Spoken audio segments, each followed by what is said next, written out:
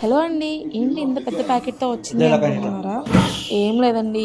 ఈ మధ్య యూట్యూబ్లో ఏ వీడియో చూసినా సరే అల్యూమినియం వాడుతున్నారా, అల్యూమినియం వాడకూడదు, ఇలా అయితే ఇలా జరిగిద్ది, అలా అయితే ఇలా జరిగిద్ది అని ఉంటుంది కదా. సరే ఎందుకు అని చెప్పి నాకు కూడా ఒకసారి టెస్ట్ చేయాలనిపించి మా ఇంట్లో ఉన్న అల్యూమినియం వాటితో, నాన్ స్టిక్ వాటితో టెస్ట్ అయితే చేశాను. ఎలా అనుకుంటున్నారా? ఒక టిష్యూ పేపర్తో కానీ, క్లాత్తో, వైట్ క్లాత్తో కానీ అల్యూమినియం వాటి మీద రఫ్ చేస్తే నాకు బ్లాక్ కలర్‌లో వచ్చింది.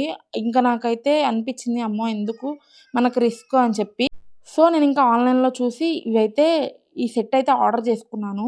మనకి రైస్ వండుకోవడానికి, ఫ్రైకి అండ్ పాలు అండ్ కర్రీకి 4 సెట్స్ అయితే వచ్చినియి ఇవి నాకు. చాలా అంటే చాలా యూజ్ అవుతున్నాయి. ఇప్పటికి నేను తీసుకొని 1 మంత్ అవుతుంది.